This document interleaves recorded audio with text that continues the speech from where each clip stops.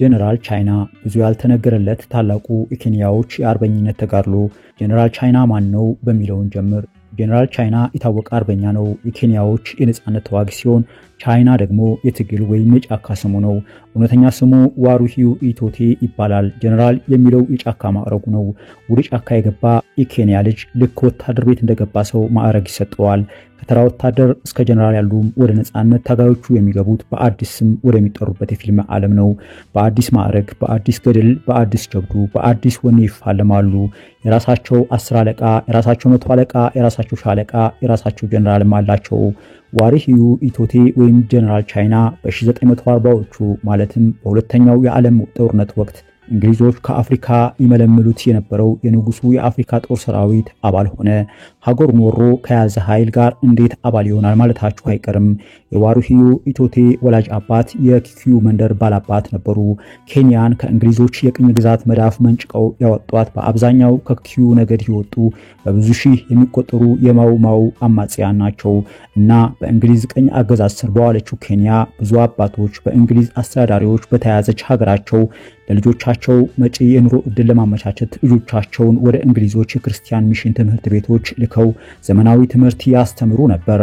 የዋሩሂው ኢቶቴ ወላጅ አባት ግን እንደዚህ አላደረጉም። በአፍሪካውያን የነጻነት ስጦት ውስጣቸው የሚለበለብ ቁጭት ከፍ ሲልም የፈረንጅ ጥላቻ ያደረባቸው ሰው ነበሩ። በመሆኑም ልጆቼን በቀኝ ገዢው ትምህርት ቤት ሰርጄ አእምሯቸው እንዲበከል አልፈልግም ብለው ልጆቻቸውን ሁሉ ከእንግሊዞቹ ትምህርት ቤት ከልክለው ባህላዊውን የኪኩዩ ወግና ልማድ ብቻ በመንደር ውስጥ በተገኙ ሀገር በቀል መምህራን አማካኝነት ያስተምሩ ነበር። ብዙዎች ይህንን የጀነራል ቻይና አስተዳደግ የሚያውቁ ስለ እርሱ ሲጽፉ ዋሩሂው ኢቶቴ መሐይም ነው ብለው ጽፈዋል። የመሐይምነት ትርጉሙ የፈረንጆችን ትምህርት አለመቅሰም ከሆነ አዎ በእነሱ እጅ ያልተማረ የነጮችን ፊደል ያልቆጠረ ጨዋ ኬንያዊ ነበር።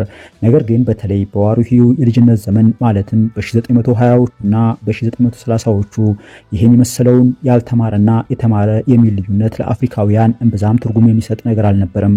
የማህበረሰብን ስርዓት፣ ወግና ባህልን፣ ታሪክህን፣ የአባቶችህን ጀግንነትና አርበኝነትን ከአያት ቅድመ አያቶችህ በቃልና በተግባር ሲዋረድ የመጣልህን ባህላዊ እምነት፣ ጀግንነትና ቁጥብነት እነዚህን ሁሉ ከሀገርህ፣ ከመንደርህ፣ ከቀይህ ሰዎች እየቀሰምክ ካደግ ለምን ያልተማረ ትባላለህ?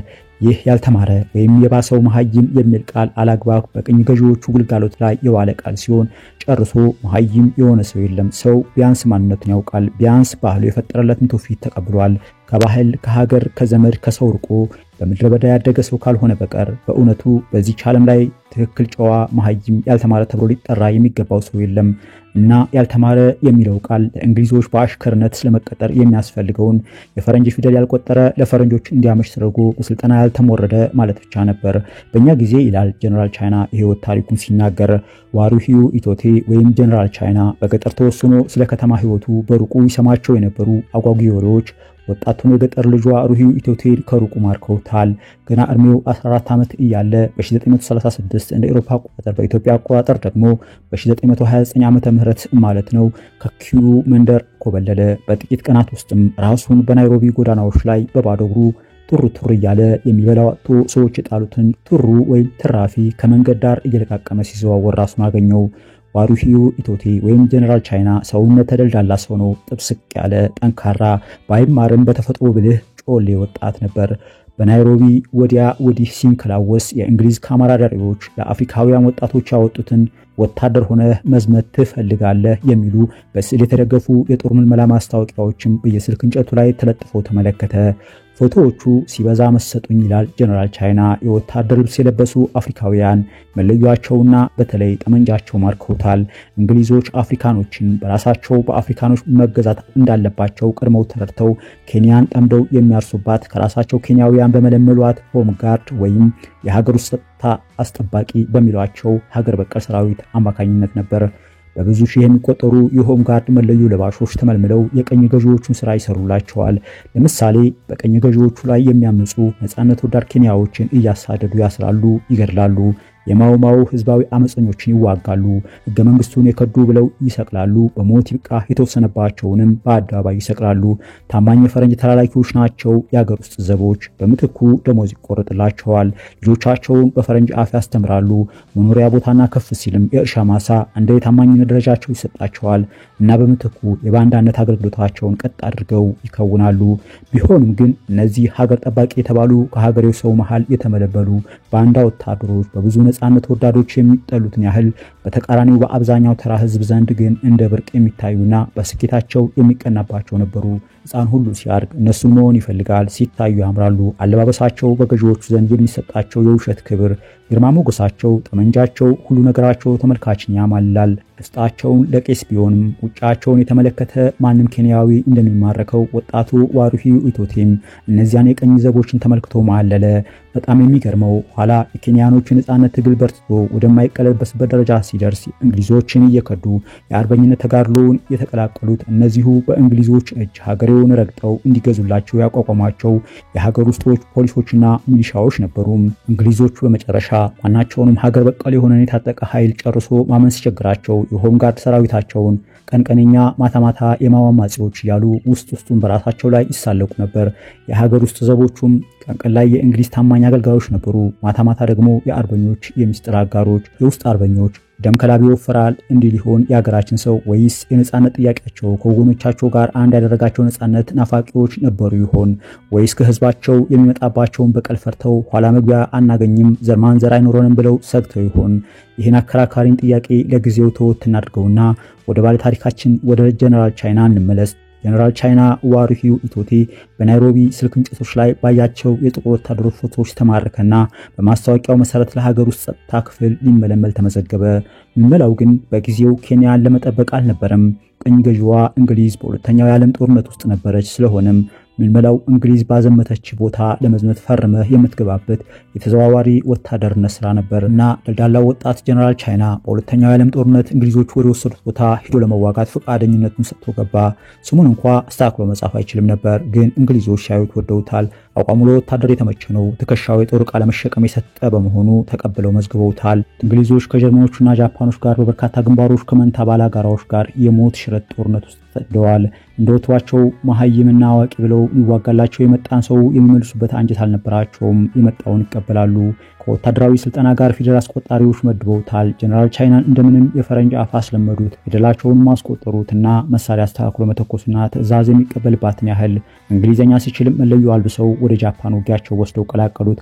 ዋሩሂ ኢቶቴ አላሳፈራቸውም። ጀግና ተዋጊ ነበር። የኩኪው አንበሳነቱን አስመሰከረ። ቀጥለው ደግሞ ወደ በርማ ላኩት። በበርማ የእንግሊዝ አንጋች ሆኖ በርማን ነፃ ለማውጣት የሚታገሉትን የአገሬውን ሰዎች ሲዋጋ ከረመ። እንግሊዞቹ በዋሩሂ ኢቶቴ ታማኝነትና የውጊያ ብቃት በጣም እየረኩ ነበር። ደግሞ ወደ ማሊያ ግንባር ላኩት። እዚያም የእንግሊዞችን ጦር ተደባልቆ ሀገሬው መዋጋቱን ቀጠለ። ያ ሲያልቅ ደግሞ ወደ ቆጵሮስ ተላከ። እዚያ ግዳጁን በሚገባ ተወጣላቸው። ወደ ህንድም ደግሞ አዘመቱት። እዚያም አላሳፈራቸውም። እንዲህ እያለ ያው የእንግሊዞች እኔ ነኝ ያለ ሳተና በትር ሆኖ ዓለምን እየዞረ አገለግላቸው። የታወቀ እሳት የላሰ ተኳሽና አስተኳሽም ሆነ። የሁለተኛው የዓለም ጦርነትም በእንግሊዞች አሸናፊነት ተጠናቀቀ። ያው ሰው ኖሮ ከመሬት ዞሮ ከቤት ነው። ዋሩሂ ኢቶቴም ከዚያ ሁሉ መዓት በህይወት ተርፎ ከእንግሊዞቹ ጋር እንደ አሸናፊ ወገን ራሱን ቆጥሮ አብረውት ከዘመቱት እንግሊዞችና ሀገር በቀል ዘማቾቹ ጋር ጉሮ ሸባይን እየዘፈነ ወደ ሀገሩ ኬንያ ገባ። ሲገባ የእንግሊዞች የሆኑት ብቻ ተነጥለው የማዕረግ እድገት ሲሰጣቸው፣ ሽልማት ሲበረከትላቸው፣ ዳጎስ ያለ መሬትና ደሞዝ በችሮታ ሲቆረጥላቸው፣ የአገሬው ኬንያዎች ደግሞ አፈርነህና ወደ አፈር ትመለሳለህ ተባሉ። ለማጎምረም እድሉን ሳያገኙ አሁን የሰላም ጊዜ ስለሆነ ወታደር ቅነሳ ላይ ነን ተብሎ ብዙዎች ከሰራዊቱ ተቀነሱ። ጭራሽ እነዚህ ተኩስ የተማሩ ኬንያውያን ውለው ካደሩ በእኛ ላይ አፈሙዝ ማንሳታቸው አይቀርም በሚል ስጋት በየተገኙበት በተለይ ከከተሞች አካባቢ በእንግሊዝ የጸጥታ ኃይሎች ይሳደሩ ጀመር። ዋሩሂ ኢቶቴ ሲናገር መጀመሪያ ጊዜ የቀኝ ገዢዎችን ርኩስ መንፈስ የተረዳሁት በዚያ ወቅት ነበር ይላል። እየመረረው የግፉንና የክህደቱን ጽዋ ከአፍሪካዊ ጓዶቹ ጋር አወራረደ። ለካንስ ጥቁር ሁልጊዜም ጥቁር ነው ብሎ ወሰነ። አፍሪካዊ ምንጊዜም አፍሪካዊ ነው ይላል ራሱ። እኛ ኢትዮጵያዊያነቱን ለብርዥንጉርጉርነቱን አይተውም እንደምንለው ነው። እኛ ለነሱ በሞት መሃል አብረን ጎን ለጎን የተሰዋን ጓዶቻቸው አልነበርንም። እንደ እንስሳ ጠምደው የሚያርሱብንና ስንደክም ቀን ጠብቀው አርደው የሚበሉን ሰንጋዎቻቸው ነን። መገልገያቸው ቁሳቸው ነበርን። ክብር ያለንና ክብር የሚገባን ሙሉ ሰው አልነበርንም ይላል ጀነራል ቻይና በራሱ አንደበት። ዋሩሂዩ ኢቶቴ ይህንን እውነት እያመነጀገ በቁጭት ተብሰከሰከ። ግን ሰው በቁጭት ብቻ አይኖርም። ነፍሱን ለማቆየት እንጀራ ያስፈልገዋል። መብላት ነበረበት።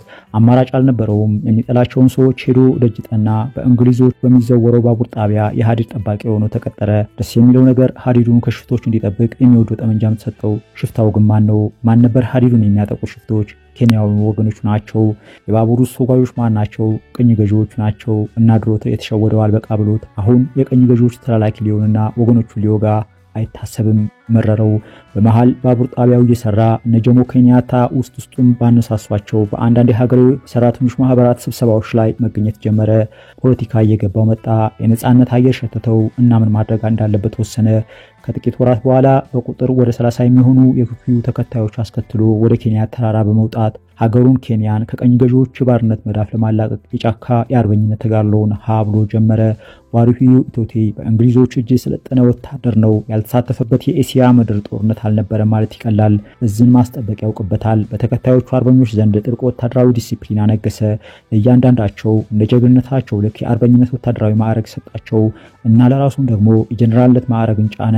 ጀነራል ቻይና መነሻ ኢላማ ያደረገው የመጀመሪያ ኦፕሬሽን የእንግሊዞችና የሀገሬው የእንግሊዝ ሰራዊት የመሳሪያ ማከማቻ ግምጃ ቤቶችን በታቀደ ማጥቃት መስበር ነበር። ኦፕሬሽኑ በተሳካ ሁኔታ ፈጽሞ ራሱንም ተከታይ አርበኞቹንም በወቅቱ ዘመናዊ በተባሉ መሳሪያዎች አስታጠቀ። ያ ዋሩሂዩ ኢቶቴና ጓዶቹ 30 ሆኖ የጀመሩት ትግል ቀስ በቀስ ብዙ ፋኖ አርበኞቹን አሰባስቦ ከ3 ዓመታት በኋላ ቁጥራቸው 4000 ደረሰ። 4000 በታላቅ ተራራ ስር የመሸጉ ጀግኖች አርበኞች ሆኑ። 4000 አርበኞች ሲባል ይላል ዋሩሂዩ ኢቶቴ ወይም ጀነራል ቻይና ሁሉም ተኳሾች ናቸው ብላችሁ አታስቡ። ለአርበኞች ምግብ የሚያበስሉ አሉ፣ የአርበኞቹን ልብስ የሚያጥቡ፣ ማገዶ የሚያለቅሙ፣ ስንቅ የሚያመላልሱ፣ ከህዝቡ የተለያየ ድጋፍ የሚያሰባስቡልን አሉ። ከህዝቡ መሃል ገብተው መረጃና ቀጣይ ኢላማዎችን የሚሰበስቡና ለአርበኞች የሚያመጡ የመረጃ ሰዎችም አሉ። በሀገሩ ጦር ውስጥ ሆነው ከአርበኞች ጋር የሚደረገውን ህብኡ ግንኙነት የሚያሳልጡ አሉ። ሰራዊትን ለሚቀላቀሉ አዳዲስ ምልምል ፋኖች በአርበኞች የተዘጋጁትን ወታደራዊ ስልጠና የሚሰጡ አሉ። በአርበኞቹ መሃል ሆነው ለጠላት መረጃ ያቀብሉ ሲሞክሩ የተገኙ ሰርጎ ገቦችን ተከታትሎ የሚያጸዳ ህብኡ የጸጥታ ኃይል አለ።